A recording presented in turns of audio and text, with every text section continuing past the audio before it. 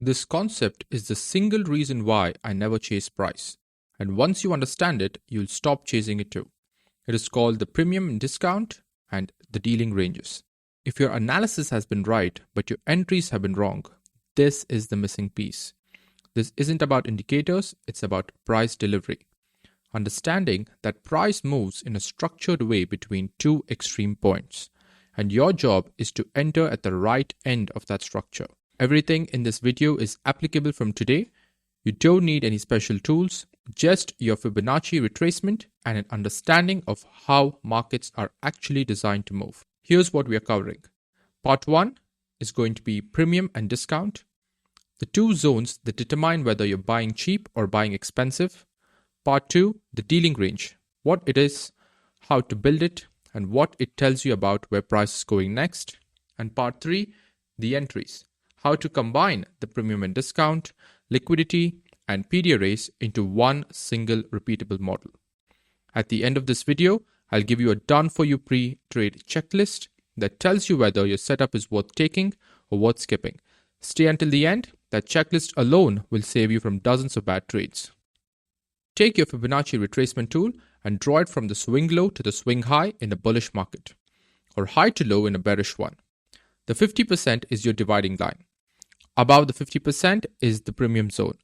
Price is expensive here. Below 50% is the discount zone. Price is cheap here. Here's the rule, and it's simple. In a bullish market, you buy in discount. In a bearish market, you sell in premium.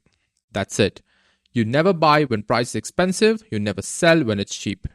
I know this sounds obvious, but watch how many retail traders do exactly the opposite. They buy breakouts at the high, which is in premium, and panic sell at the low, which is in discount. They are constantly buying high and selling low without even realizing it. Think of it like this. Imagine a luxury item, a watch, a phone, whatever of value. If it's full price, you might wait. If it's 60% off, you buy immediately. You don't need to think about it.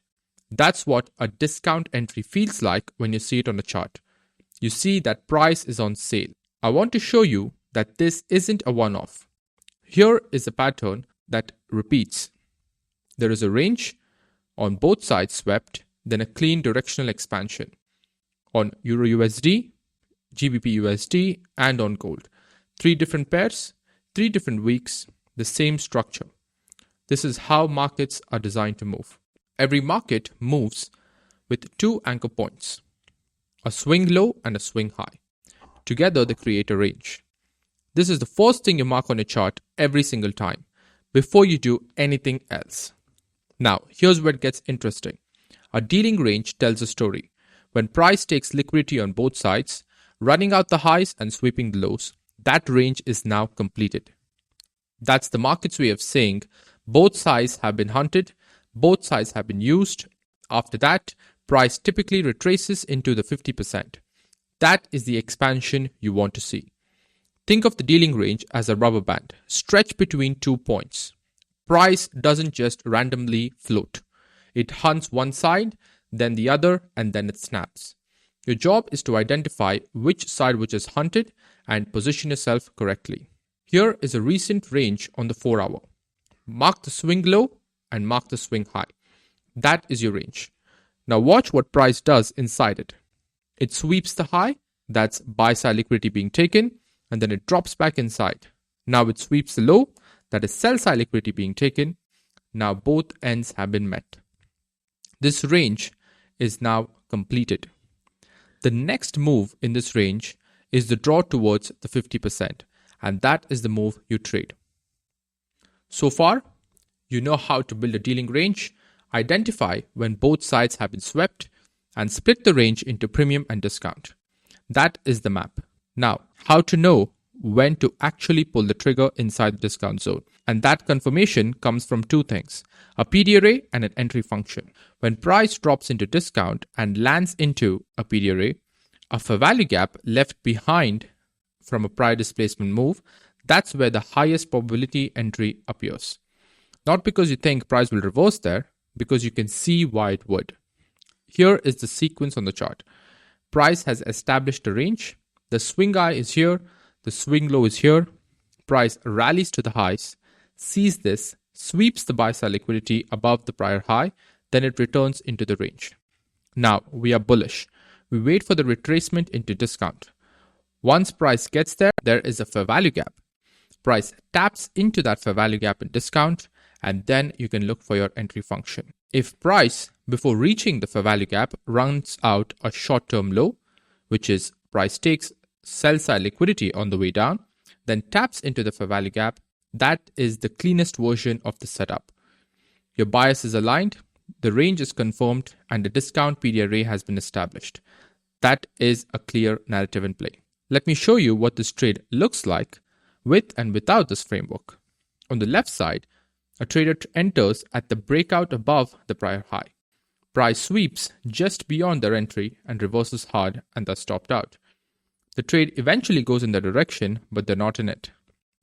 On the right, the same pair, the same day, a trader who knows the dealing range waits. They let the sweep happen, they wait for the retracement into discount, they see the fair value gap, they enter, the trade runs cleanly to the opposite liquidity pool. It's the same pair and the same candles, but a completely different result, purely because of where they entered.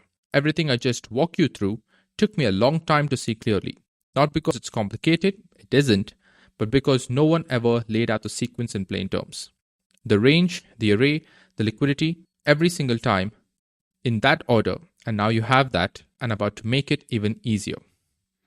Here is the trade checklist. If any of these conditions have not been met, then you must wait. The market will give you the setup again, but patience is your strategy. And if you want me to walk through this checklist with you in real time on live charts, that's exactly what we do inside my community. But more on that in a second. Two things I know you're thinking right now. First, what if price never reaches premium or discount? It will. Not every time, on every pair, on every session, but in any market that has clear directional intent, that retracement in discount or premium before the continuation is almost always there. If price never pulls back and just moves without you, that was not your trade. Your setup requires conditions, and you don't chase when your conditions aren't there. Second, what if price breaks through and my stop gets hit? That happens, and it's okay, because if price invalidates the range entirely, the trade was wrong. Recalibrate, find a new range, and run the checklist again. This framework is not about being right every time.